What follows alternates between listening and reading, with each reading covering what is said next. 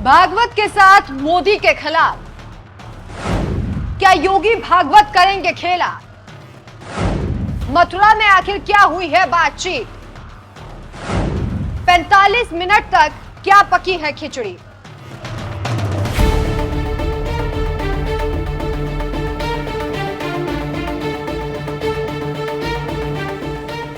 नमस्कार, मैं हूं आपके साथ राखी लांबा और आप देख रहे हैं न्यूज एक्सप्रेस। बीजेपी का चीफ कौन होगा? अब ये सवाल पीएम मोदी के लिए गले की फांस बनता जा रहा है।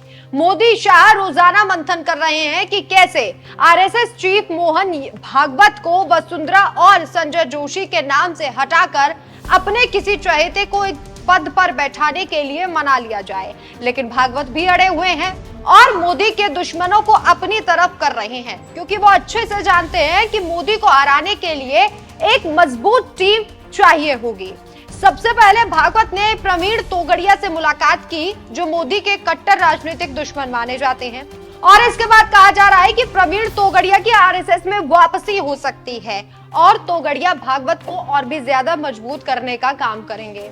वहीं इसी बीच तोगड़िया से मुलाकात के बाद अब मोहन भागवत ने योगी आदित्यनाथ से मथुरा में मुलाकात की। लगभग 45 मिनट तक दोनों एक कमरे में बातचीत करते रहे। दोनों के बीच क्या बातचीत हुई, इस पर सियासी गलियारों में खूब चर्चा है, क्योंकि ये कोई आम मुलाकात नहीं थी। जब दो राजनीतिक दिग्गज मिले तो खबर आम है, लेकिन जब उद्देश्य कुछ खास हो तो चर्चा होनी लाजमी है।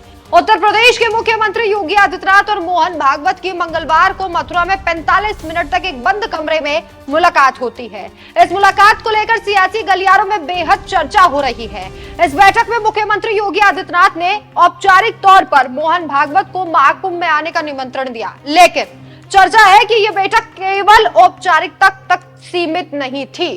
सूत्रों के अनुसार इस दौरान यूपी की राजनीति, खासकर आगामी उपचुनावों और संघ कार्यकर्ताओं की भूमिका पर भी गहन चर्चा हुई।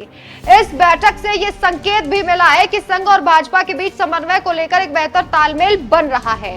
मुख्यमंत्री योगी आदित्यनाथ के नेतृत्व में यह उपचुनाव केवल एक राजनीतिक परीक्षा नहीं है, बल्कि उनकी छवि और पार्टी के भविष्य के लिए महत्वपूर्ण है। ऐसे में संघ की तरफ से फीडबैक और सहायता का सीधा असर इन चुनावों के परिणाम पर देखने को मिल सकता है। गौरतलब है कि 2024 के लोकसभा चुनाव के बाद मोहन भागवत का गोरखपुर प्रवास चर्चा का विषय बना था, जहां योगी और भागवत की गुप्त मुलाकात की खबरें सामने आई थी।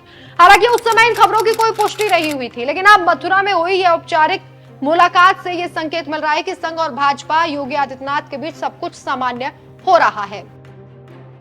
ये उपचुनाव योगी आदित्यनाथ के लिए प्रतिष्ठा का सवाल बन गए हैं, चूंकि खबरें यह आई थी कि लोकसभा में जिस तरीके की हालत बीजेपी के यूपी में हुई, सारा ठीकरा योगी आदित्यनाथ पर फोड़ा गया और उन्हें सीएम के पद से हटाया भी जा सकता है। ये खबरें आई थी। इसके बाद योगी आदित्यनाथ सतर्क हो गए थे, हालांकि निराश भी हुए थे कि इतनी मेहनत करने के बाद भी बीजेपी आलाकमान कुछ ऐसा फैसला ले सकता है।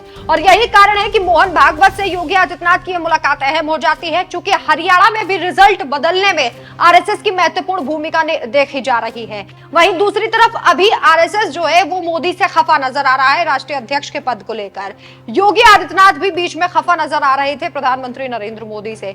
सूत्रों के हवाले से खबर थी कि योगी आदित्यनाथ इस बात से आहत है कि उन्हें सीएम के पद से हटाने की शीर्ष आलाकमान सोच रहा है, और अब उपचुनाव को लेकर योगी आदित्यनाथ सतर्क हैं। 9 विधानसभा सीटों पर होने वाले उपचुनावों में संघ कार्यकर्ताओं की अहम भूमिका को लेकर भी योगी आदित्यनाथ और मोहन भागवत के बीच बातचीत हुई है। हरियाणा चुनाव में संघ कार्यकर्ताओं ने भाजपा को मिले समर्थन के तर्ज पर यूपी में भी संघ के कार्यकर्ता बीजेपी के लिए सक्रिय भूमिका निभाएंगे और जीत में एक महत्वपूर्ण भूमिका भी निभा सकते हैं।